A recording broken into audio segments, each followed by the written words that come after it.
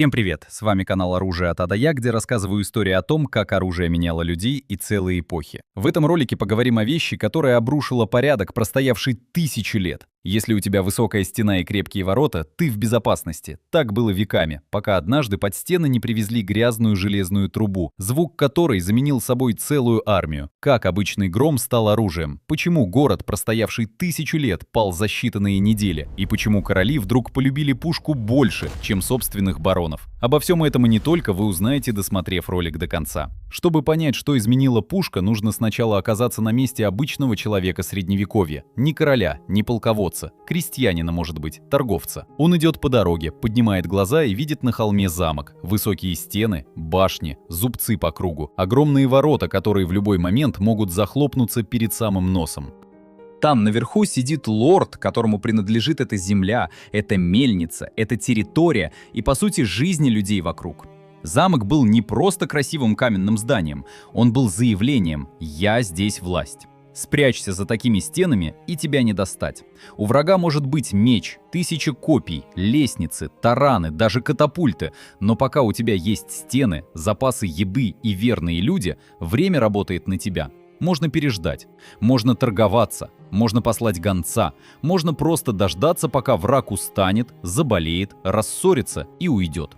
Стена была не просто защитой, она была политической технологией. Так продолжалось веками, пока однажды у подножия холма не появились люди без лестниц, без тарана, без красивой рыцарской шеренги для атаки. Они тащили тяжелую железную трубу, грязную, грубо отлитую. Заряжать ее нужно было долго. При выстреле она могла разорваться на месте. О точности речи не шло вообще. Поначалу на нее смотрели почти как на странную игрушку, а потом эта труба заговорила.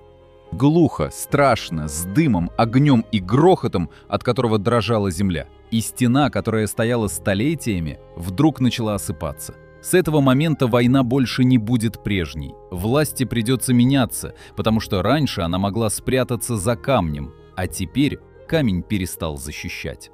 Это история о пушке, об оружии, которое разрушило не только стены, но и саму идею, что за камнем можно пересидеть кого угодно. Первые пушки совсем не были похожи на аккуратные бронзовые орудия, которые мы привыкли видеть в музеях. Это были грубые железные или бронзовые трубы, иногда собранные из металлических полос, стянутых обручами. Тяжелые, капризные, откровенно опасные. Их заряжали порохом, закладывали каменное или металлическое ядро, подносили огонь и надеялись, что выстрелит в нужную сторону. И надеяться приходилось всерьез. Пушка могла дать трещину, промахнуться, ударить не по врагу, а по собственному расчету. Стреляла она медленно, а сдвинуть ее с места было отдельной задачей. За одной пушкой тянулся целый обоз. Порох, ядра, мастера, которые знали, как ее не взорвать. Повозки, тягловые животные, охрана. Лучник просто вскидывал лук. Пушку сначала нужно было довести. На фоне привычного оружия она выглядела почти нелепо. Лучник мог выпустить десятки стрел, пока пушка перезаряжалась один раз. Арбалетчик был понятен. Катапульта вообще давно вписалась в осадную войну, а пушка была чем-то новым, громким, грязным и откровенно неудобным. Но у нее было одно качество, которого не было ни у одного оружия того времени. Она ломала уверенность. Представь воина XIV века. Он привык к звону железа, крикам, свисту стрел, ударам тарана по воротам. Это страшно, но понятно. Так воевали его отец и дед, так воюет и он. И вдруг он слышит звук, не похожий вообще ни на что. Вспышка, дым, и камень летит с такой силой, будто его бросил не человек, а нечто огромное. Лошади шарахаются, люди крестятся, кто-то даже не понимает, что вообще произошло. Ранние пушки редко наносили урон живой силе, зато пугали великолепно. И, наверное, именно с этого страха все и началось. Ни с идеального выстрела, ни с разрушенной крепости, ни с великой победы, а с момента, когда человек впервые понял, теперь по стене можно ударить взрывом. До этого сила оружия почти всегда шла от мышц. Копье, атлатль, лук требовали силы человека. Пушка сделала другое, она взяла силу из химии. Человек перестал напрягать мышцы, он научился запирать огонь в железной трубе, а потом выпускать его наружу. Первые пушки были медленными и грубыми, но они уже несли в себе будущую катастрофу для Старого мира, потому что стены строили против людей, а пушка человеком не была. Она была машиной, которая принесла на поля сражений гром. Сегодня мы видим в замке романтику: башни, рыцари, флаги, легенды, короли, принцессы. Но для человека Средневековья замок был не открыткой, а угрозой. Он контролировал дорогу, переправу, мог смотреть на деревню сверху, как сжатый каменный кулак. Внутри хранились зерно, оружие, деньги. Там сидел господин, который мог собирать налоги, судить, наказывать, воевать. И самое главное, мог не слушаться. Если местный феодал был достаточно силен, его замок превращался в проблему даже для короля. Формально он мог быть вассалом, приносить клятву, говорить правильные слова, но пока у него были стены, люди и запасы, он мог спорить. Король хочет подчинения, пусть попробует взять замок. А взять замок в старые времена было очень трудно. Осада была долгой и дорогой, армию и лошадей нужно было кормить неделями, иногда месяцами. Холод, дождь, болезни появлялись быстрее, чем победа. Солдаты ворчат, деньги утекают, защитникам тоже не сладко, но у них есть преимущество – они дома. Даже маленький гарнизон за хорошими стенами мог задержать большую армию. Замок давал феодалу не просто защиту, он давал время, а время в политике иногда важнее меча. Пока армия стоит под стенами, может случиться что угодно. Умереть король, начаться другая война, прийти союзник, закончится еда. Замок превращал слабого в терпеливого. Многих в такое положение дел откровенно не устраивало. И тут появилась пушка. Она не сразу сделала замки бесполезными, это важно понимать. Не было такого, что вчера стены еще работали, а утром все проснулись и поняли – все, замки можно сносить. Но пушка изменила саму логику осады. Раньше стену нужно было обойти, перелезть, поджечь, подкопать или взять измором. Теперь по ней можно было просто бить. День за днем, ядро за ядром. Защитник больше не сидел в безопасности, он слышал, как эта безопасность трескается. Пушка была опасна для старой власти не потому, что била по камню. Она била по главному аргументу феодала – меня не достать. Теперь достать было можно. Пусть медленно, пусть дорого, с дымом и матом, но можно. Есть города, которые становятся больше, чем просто городами. Константинополь был именно таким. Он стоял между Европой и Азией, между Черным и Средиземным морем, между прошлым Рима и будущим новых империй. Его стены пережили столько осад, что сами стали легендой. Феодосиевы стены были не каменной линией, а ловушкой в несколько слоев. Сначала ров, потом внешняя стена, потом еще одна, внутренняя и выше. Веками разные армии подходили к Константинополю и уходили ни с чем. Город можно было любить и ненавидеть, мечтать о его богатствах, считать главным призом мира, но взять его было почти невозможно. До определенного момента в истории. В 1453 году молодой султан Мехмед II решил, что его это не устраивает. Ему нужен был не просто трофей, а столица, символ, ключ к морям и торговле, доказательство того, что новая сила пришла всерьез. Но против него стояли стены, уже не раз пережившие чужие амбиции. В этот раз к ним подвезли пушки. И в этой истории есть ирония, которая звучит почти как сцена из фильма. Венгерский мастер по имени Урбан сначала предлагал свои услуги византийцам, тем самым людям, чьи стены потом будут разбивать его орудия. Но у Византии не хватало денег. Империя была древней, гордой, но обедневшей. Она уже больше напоминала тень самой себя. И Урбан ушел к султану. Вот так иногда гибнут империи. Не только от предательства, героизма врага и ошибок полководцев, но и от того, что не могут оплатить мастера. Мехмед дал Урбану то, чего не дала Византия – деньги, материалы, людей, возможность построить оружие, достойное мечты султана. И вскоре под стенами Константинополя оказались огромные орудия, стреляли они не быстро, это был не пулемет истории. Каждая такая пушка весила порядка 32 тонн, столько же, сколько поздний советский танк Т-34-85, длиной под 12 метров, высотой с четырехэтажный дом. Ее с огромным трудом перевозили, устанавливали, заряжали.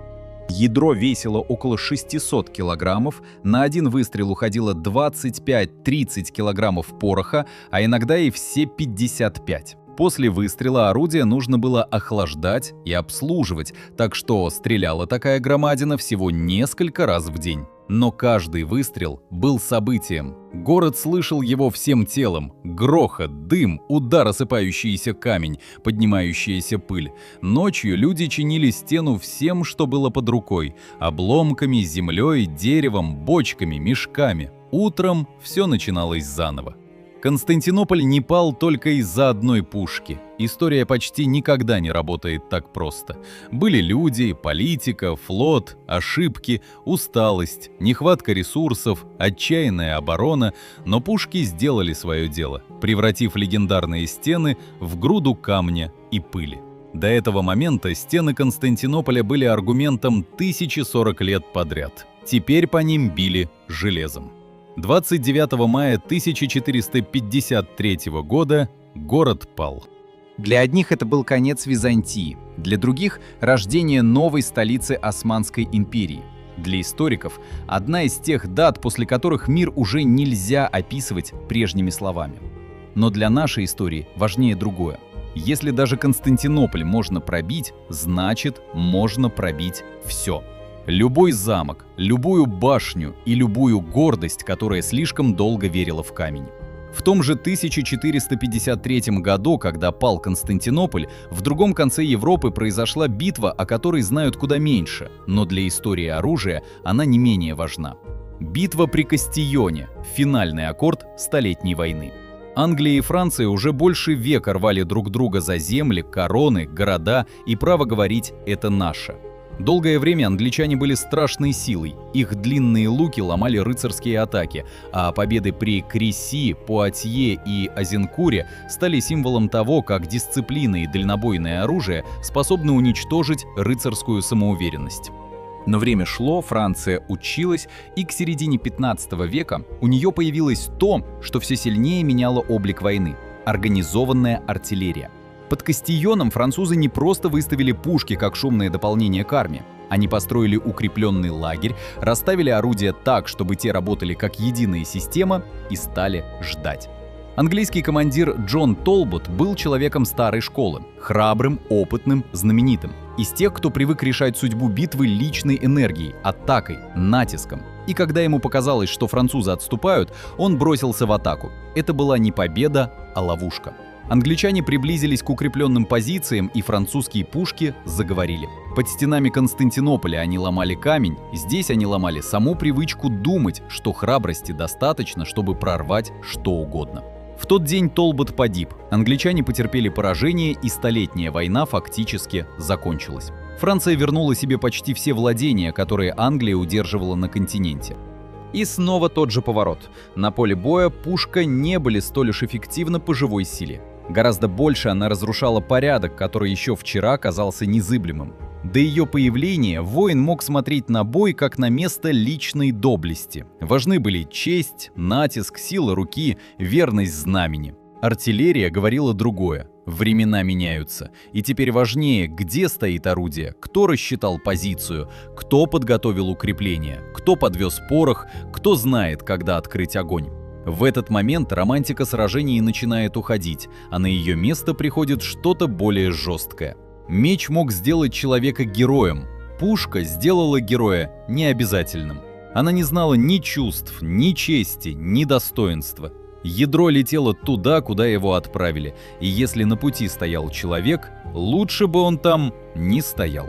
История знает разное оружие. Меч можно носить на поясе, лук делают из дерева, жил и терпения. Копье веками было самым честным способом сказать сопернику «не подходи». Но пушка другая, ее нельзя взять и повесить на пояс. Ее мало отлить. К ней нужны ядра и порох, люди, которые умеют с ней работать, дороги, по которым ее можно вести, деньги на мастеров, склады для припасов, лошади или валы, чтобы тащить все это железо и дерево. Пушка была оружием не отдельного героя, а целой системы. И вопрос был простой: кто вообще мог позволить себе построить и содержать такую систему? Средневековый феодал мог быть очень силен. У него были земля, люди, замок, воины. Он мог быть опасен соседям и неприятен королю. Но настоящая артиллерия была ему не по плечу. Не одна пушка для красоты, а именно артиллерийская сила. Несколько орудий, мастера, запас пороха, обоз, налаженные поставки. Это уже не уровень баронской гордости, а уровень государственной машины. Именно поэтому пушка помогла королям укротить строптивых баронов и особенно тем королям, которые умели собирать налоги и грамотно ими распоряжаться.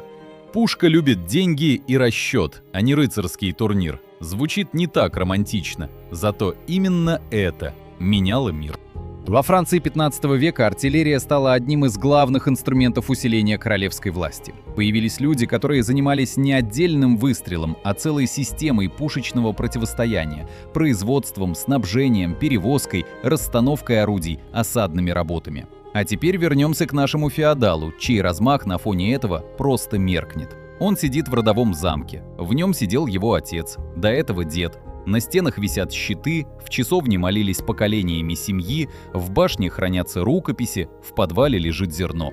Все вокруг словно намекает – это власть вечная. И загордившись, он упускает момент, когда на дороге появляется королевский обоз. Не один рыцарь, не горстка наемников, а повозки с орудиями, ядрами и порохом. С ними инженеры, плотники, солдаты, писари, которые будут считать дни, деньги и выстрелы. Одним словом, государство. И феодал вдруг понимает, его замок все еще крепкий, но мир вокруг стал сильнее.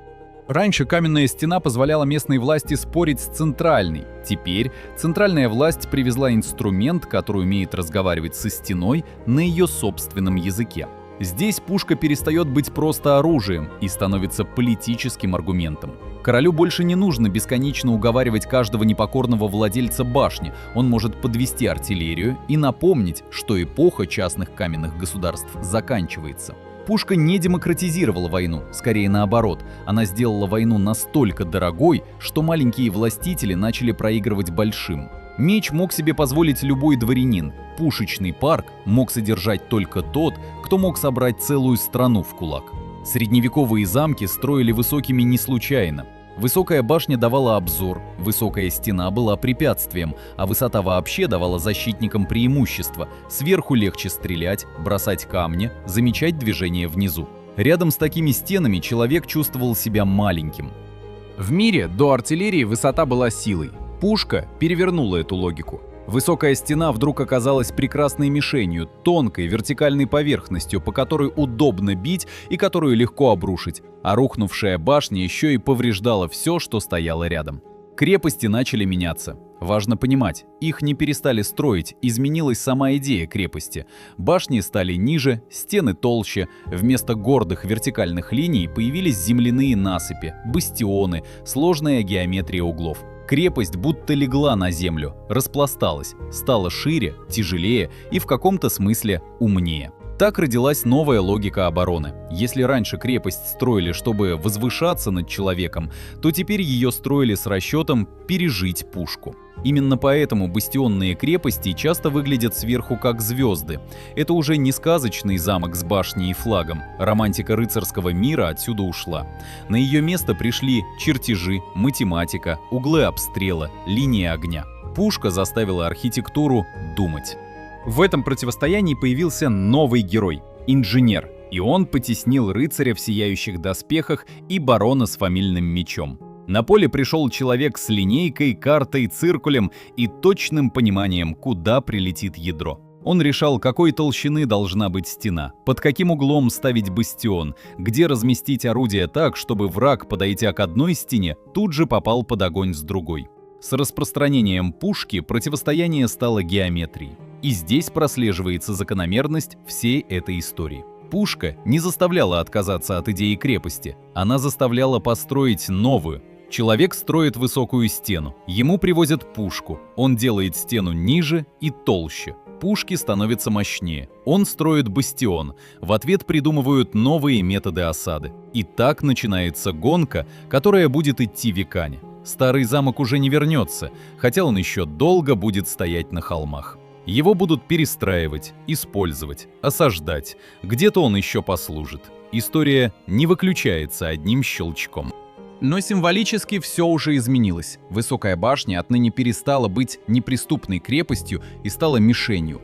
Пушка стала еще одной причиной, по которой рыцари ушли в историю. Его теснили длинные луки, арбалеты, пики, алебарды, наемная пехота, мушкеты, изменившаяся экономика, рост городов, новые армии. Мир становился слишком сложным для старого образа воина-аристократа. Но пушка добавила в этот процесс что-то по-настоящему жестокое. Она окончательно унизила личную доблесть. Представь рыцаря в сияющих доспехах. Его конь обучен, его меч не просто металл, а символ рода, за ним фамильный герб, воспитание, честь. Его с детства учили сидеть в седле, владеть оружием, держаться достойно, не бояться смерти.